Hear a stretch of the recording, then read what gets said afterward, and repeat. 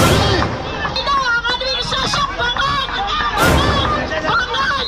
Bangag! Kaya tayo nandito ngayon dahil sa administrasyong bangag! Bangag! Bangag!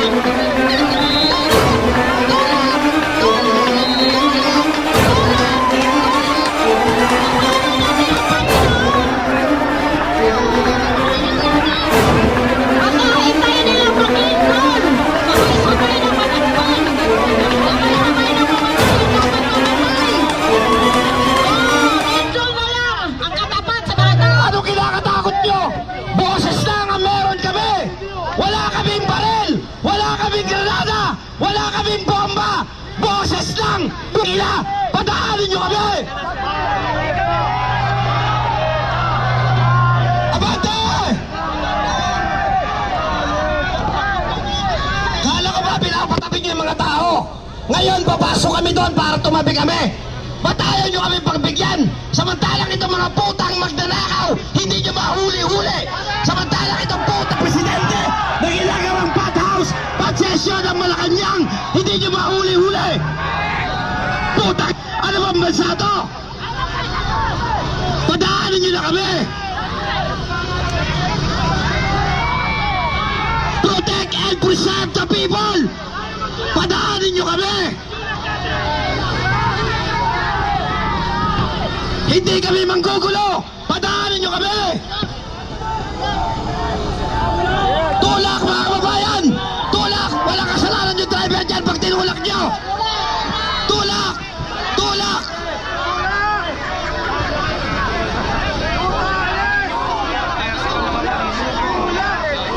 Kasi pinitigilan yung Tulak mga kababayan! Dito tayo lahat sa likod! Tulak! Walang kasalanan ng driver dyan! Tulak! Tulak! Tulak! Tulak! Putang ina, boses na lang! Takot pa kayo?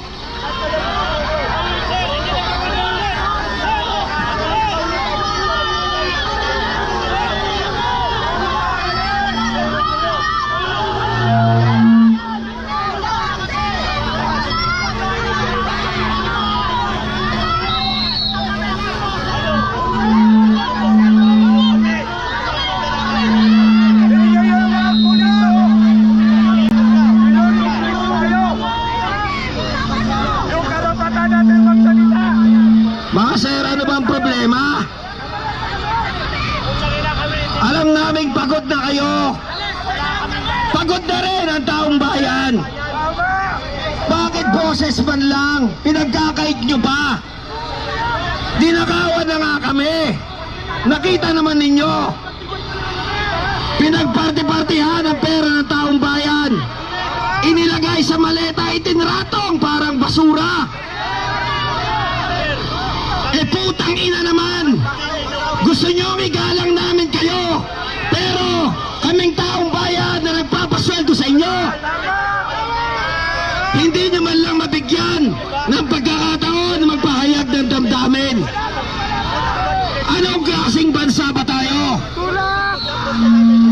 Baka nalilimutan ninyo ang sinumpaan ninyong salaysay. Baka nalilimutan ninyo ang tungkulin ninyo sa taong bayan. Huhulihin nyo ba kami?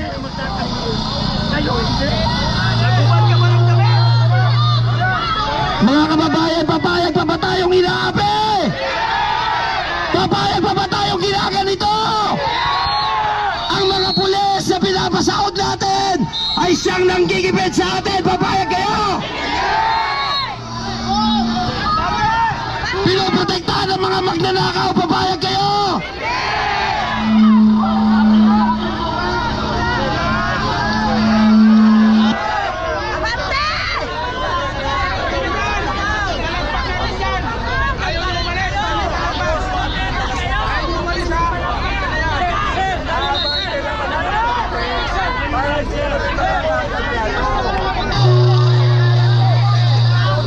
Nakakahiya naman ang mga kapulisan.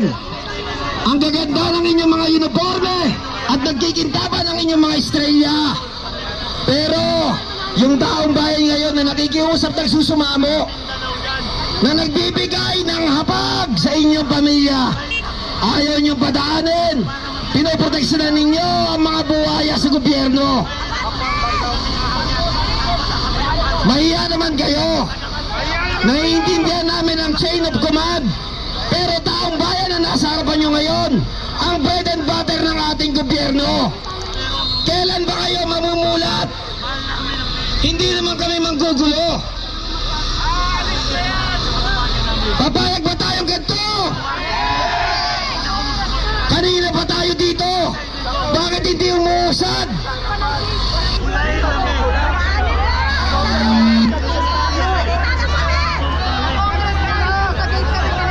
Sobrang pagkatuta ng mga pulis.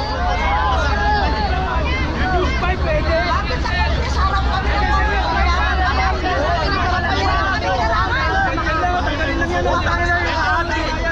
Atin sa Malacanang, hindi nyo yung uli. Ang dami namang rigititos. Ang haba naman ng usapan. Samantalang kami ninanakawan mayat maya sandali-sandali. Mali-maleta putang ina. Gigil na ba kayo?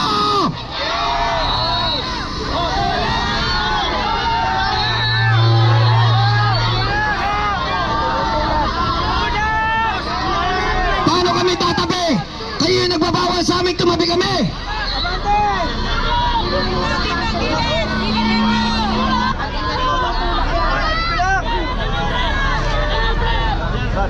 Ano klase ng pulis kayo?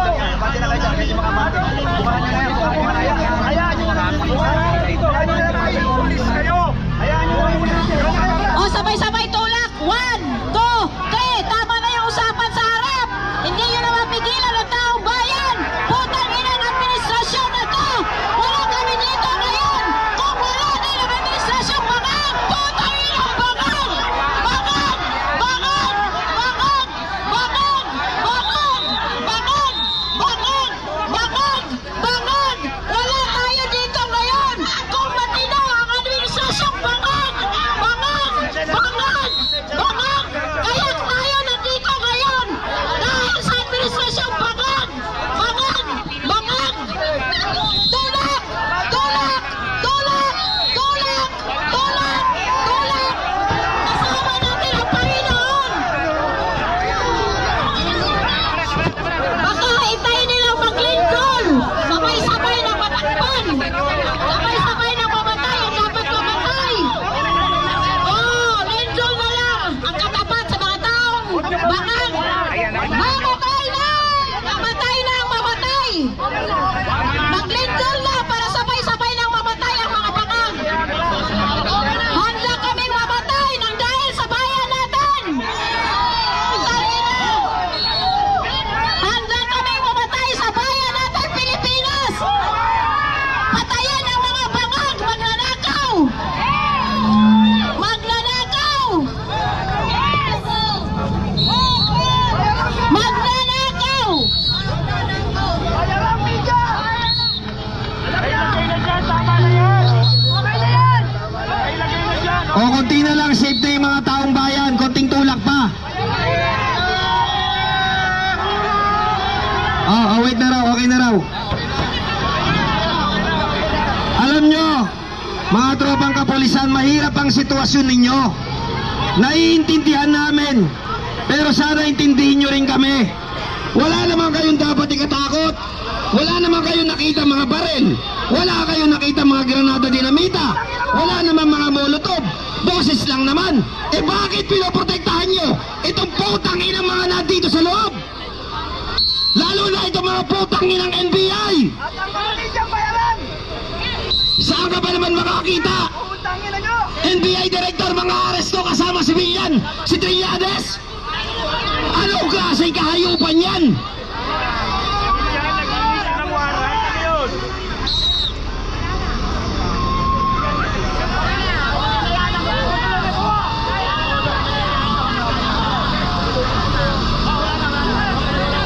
Pet at galit na ang taong bayan. Hindi nyo na to kayang pigilan. Pagbigyan nyo kami, hanggat boses pa lang ang aming ginagamit. Dahil kapag kayo ay hindi nakinig, sa mamamayang Pilipino na sawang-sawa na sa sabwatan at pagnanakaw sa saswelang impeachment. Baka hindi lang ganito ang danasin natin pare-pareho. Tama! Gusto niyo bang magkagulo ang bansang ito? Handa kami mamatay para sa bayan!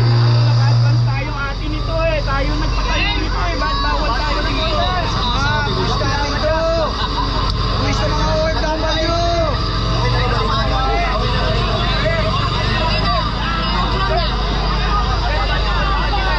Salamat naman.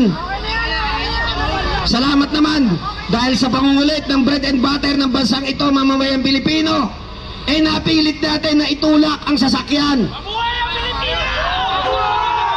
Ito na nga lang ang tanging sandata namin. Boses, boses, at walang katapusang boses. Pipigilan pa. Papayag pa ba tayo sa nangyayari sa bansa? Papayag ba tayo? Natukutin na naman ang isang Pilipino. Papayag ba tayo? Natraidorin na naman ang gobyernong ito si Senador Bato de la Rosa.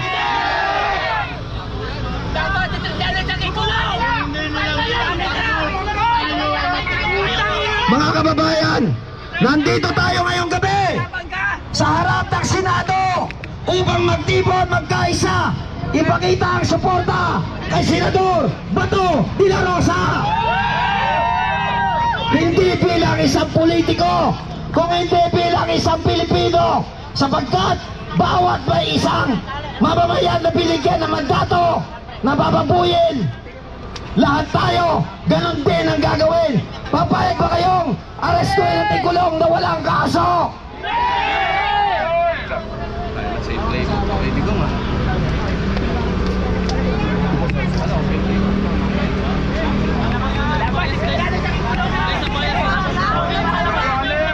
Sabay-sabay tayo, sino ang dapat ikulong? Sino ang